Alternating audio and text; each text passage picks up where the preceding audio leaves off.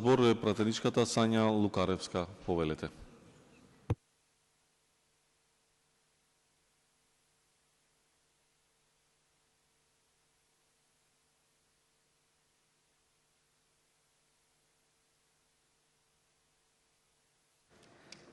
Благодарам. Почитуван председателе, почитувана министерке, почитувани колеги. Во пресред на оваа конечна фаза односење на ребалансот на буџетот за 2025 година, пред се треба да се осврнеме на лошата економска состојба.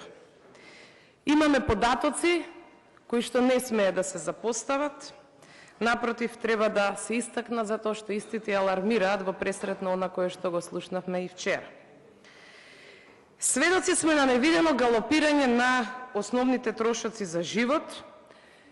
Синдикалната кошничка во јули е повисока за 630 денари во споредба со истиот период лани. Значи едно четиричено семејство за да го истурка месецот му треба 65.000 денари, а на оние семејства кои што живеат под кирија дури 80.000 денари. Видовме и претходно дека не се зема во предвид апелот од страна на синдикатите за зголемување на минималната плата.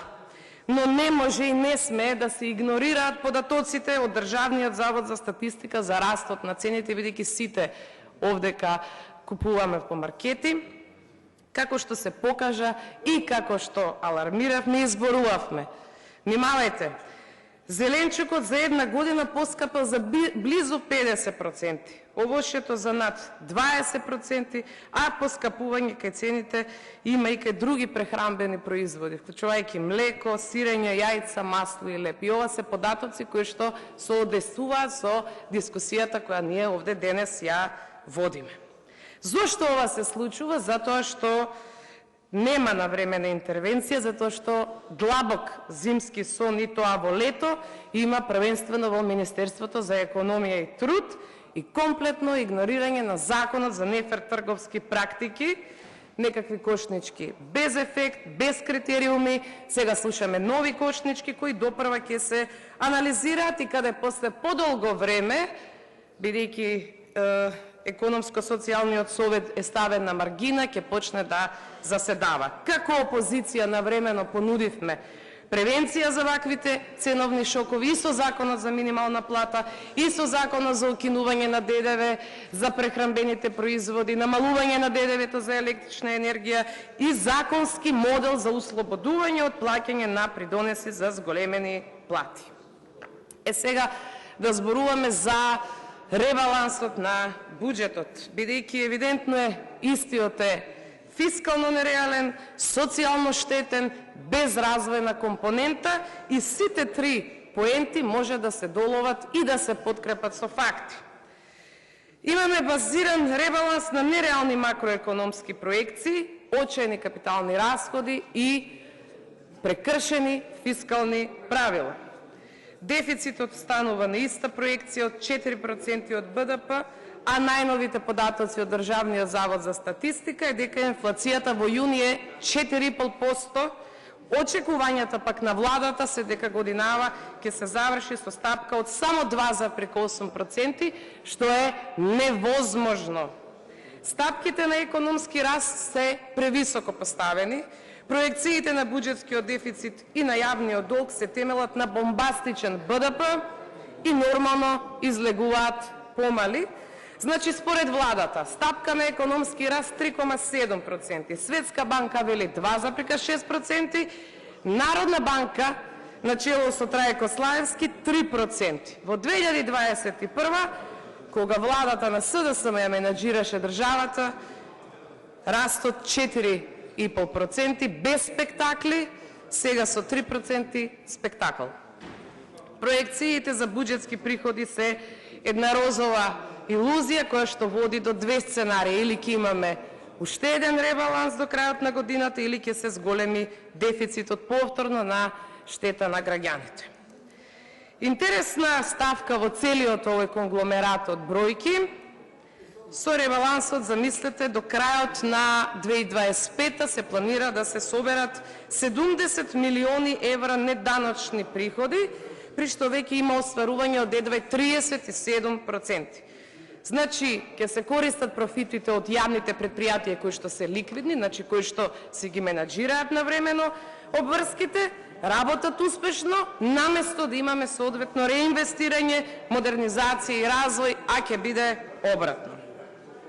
Сите ја добивме анализата на парламентарната буџетска канцеларија и стои вкупно задолжување домашно плюс странско со предложените измени за 2025 достигнува 101 милиарда денари. Фамозни, што е скоро 21% од структурата на приходна страна државниот буџет и што представува епохалност.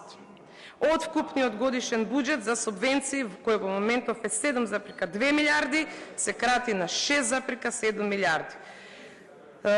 Во 2024 се исплатени 8,4 милиарди денари.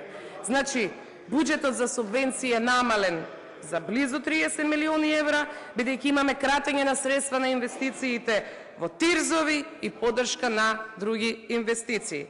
Покрај ветувањата за зголемување на поддршка на фирмите во кампањата, па и секојдневно, сега таа најавена поддршка се намалува и ова негативно влие и на економскиот развој и отворање на нови работни места, затоа што и кратењето на развојните проекти за општините, инвестициите во патна инфраструктура, инфраструктурни проекти и така натаму, значат и одреден предизвик кој што оди во негативен ефект и се кратат и 478 милиони денари од поддршка на земјоделците. Значи се загрозува долгорочната развојна перспектива на земјата, со што доаѓаме повторно до заклучок кој што беше споменато на почетокот, дека нема развојна компонента.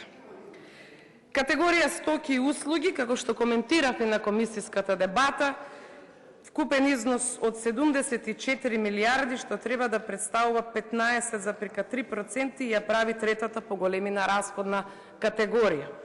Договорните услуги доминираат од 56,5 милиарди денари, односно 76,3%, значи се бележи зголемување од 937 милиони денари.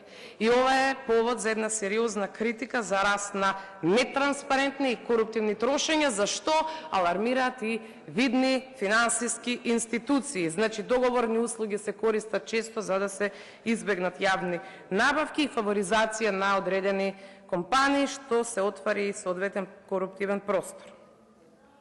Резервите во буџетот се зголемени за 3 пати, што значи дека средствата не се планирани за јасни програми или проекти, нема соодветна предвидливост, нема транспарентен пристап, туку се оставени во една непродуктивна потрошувачка, особено во една предизборна програма, потенцијално користење за популистички мерки наместо за долгорочни инвестиции. За истото има свое гледање и Finance Think, кој што вели зголемување на ставка стоки и услуги со 22,5% во однос на остварување од 2024, имајќи предвид дека оваа ставка е недоволно транспарентна и вклучува договори на дело како форма на квази вработување во јавна администрација. Истата крие ризици, особено во година кога сме во локални избори. Значи, ова е Finance Think, не е СДСМ, не е пратеничка група на опозицијата, релевантен извор. Со зголемувањето на расходите за пензии и плати се прават кратење на најранливите категории граѓани, кратење на социјални надоместоци, што е и најголемата критика за владата, намалување на пари за социјални случаи е антисоцијален механизам, односно недозволиво е да се крати кај најсиромашните, се кратат пари за детски додатоци, образовен додаток, додатоци за деца со попреченост, лични асистенти, заштитни друштва, каде се вработени лица со попреченост и, добро е ни ова како жени пратенички овде када го дебатираме, организации кои што се борат против семејното насилство остануваат со свој намален буџет од 20 милиони денари, а семејното насилство, како појава, знаеме сите, сме сведоци дека е во подем. Заштитата на животна средина како функција на државата има евидентно намалување на буџетските средства. Не би зборувала тука многу за бројки, меѓутоа доволно е да се каже дека најголемата промена е во ставката намалување на загадувањето, каде што планираните 3,2 милиарди се сведуваат на 2,6 милиарди, односно да се намали 19%, имаме тука намален буџет, а во однос на претходна година да се намали дури за 50%.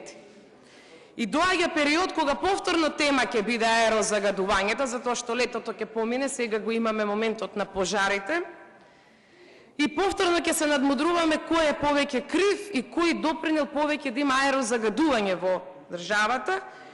Еден од приоритетите на сите политички партии е борбата со аерозагадувањето, но овие бројки кажуваат дека грижата за чист воздух на оваа влада е една обична фарса. Најголемите промени се евидентирани во подпрограмите во привлекување странски и директни инвестиции, развој на слободна економска зона и финансиска поддршка на инвестициите, се намалуваат за дури 72,6%, односно 37,9%.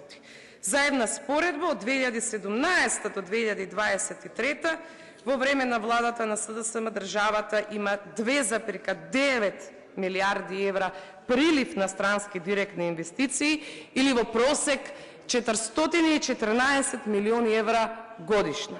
Според податоците на Народната банка, во однос на последниот квартал од 2024, странските директни инвестиции намалени се за 261 милион евра, односно намалување од 2/3. За економска промоција обична нула и скратени субвенции во спортот. Имаме зголемување на договорни услуги или нови вработувања, например, покрај Министерството за европски прашања Правда, тука шампион е Агенцијата за стокови резерви, например, има зголемување од фамозни 144,6% во споредба со ребалансот од 2024 или 217% во споредба до буџетот за 2025. Значи, тука агенцијата е шампион во делот на нови вработувања. Сакам да се осврнам во вториот дел и планот за раст. Например, имаме кратење во Министерството за економија и труд од скоро 280 милиони денари. Ова за спаното кое што треба да ги менаџира ценовниве шокови. Има нула спроведени реформи согласно планот за раст, па кога се увидела некапацитетноста, зашто сме сведоци денес, нема потреба ни од повеќе средства, како што нема потреба и средства за плати во ова министерство. Неспроведени реформи и во Министерство за енергетика, рударство и минерални суровини, но во овој случај овде има зголемување од 186 милиони денари. Намалување имаме и кетирзовите од 600 милиони денари, во Агенцијата за финансиска поддршка на земјоделието и руралниот развој 480 милиони денари, како што напоменав претходно, значи земјоделството стагнира и спортот стагнира, бидејќи имаме намалување на субвенција од областа на спортот од 24 милиони денари и 157 милиони денари имаме намалување кај дигитализацијата, а зашто се бориме дека треба да се дигитализираме.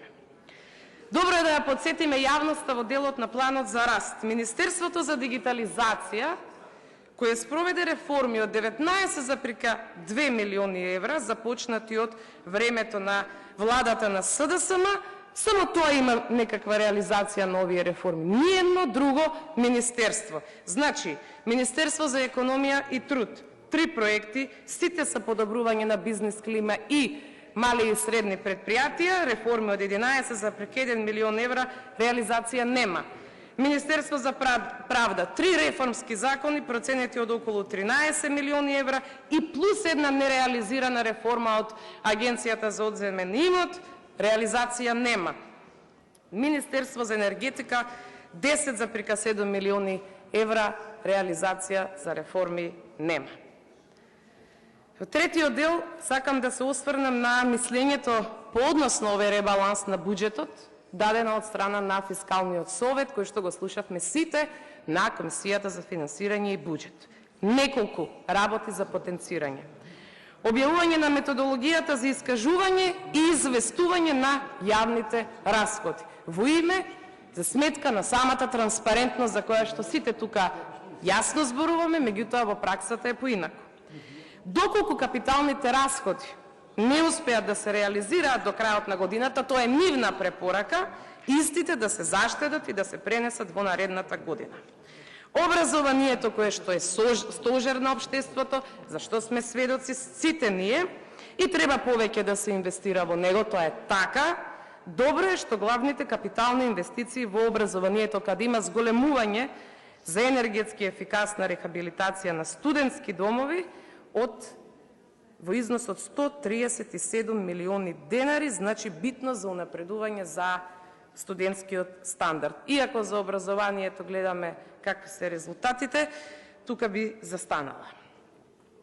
Во рамки на комисиската расправа која што имавме како СДСМ, партијачка група на СДСМ и коалицијата, имавме поднесено 160 амандмани да помогнеме онаму каде што е најпотребно и најнеопходно за унапредување на локалниот развој, детектирајќи ги проблемите и во различни општествени сфери, нудејќи реални решенија.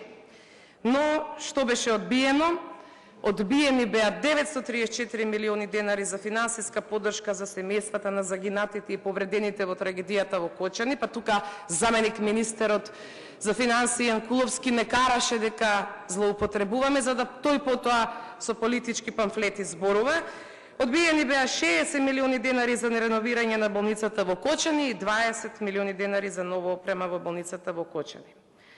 Хронологијата вели: претходно ова парламентарно мнозинство не даде поддршка за Законот за финансиска поддршка за семејствата на настраданите и за повредените во Кочани.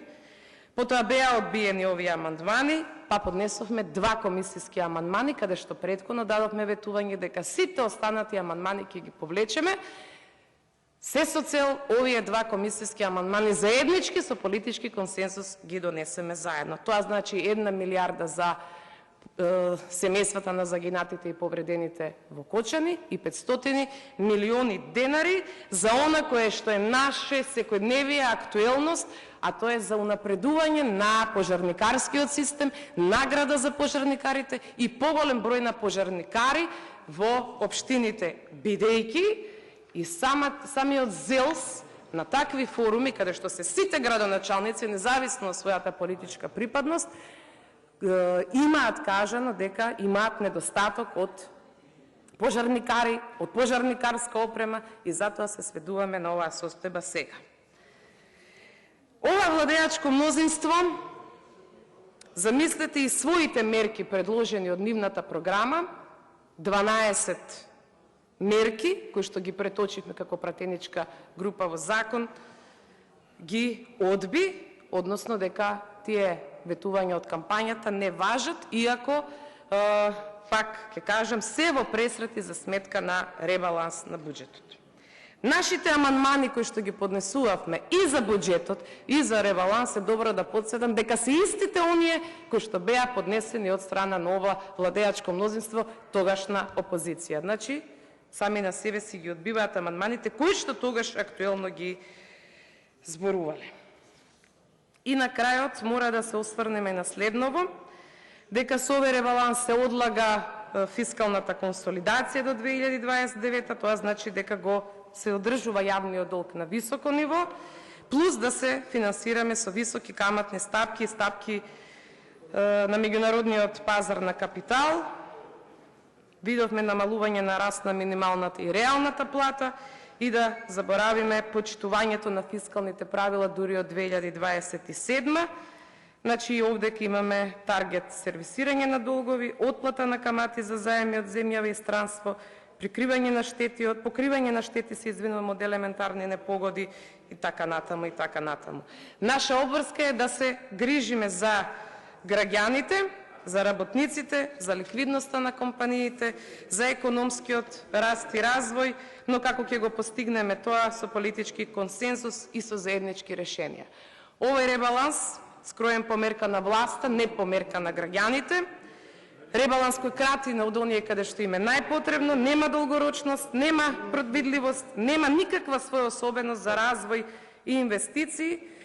Ќе го гласаме денес, кога сме предпоследна земја, согласно Евростат, по однос на висина на минимална плата, а наводно предничиме како четврта економија по раст на БДП.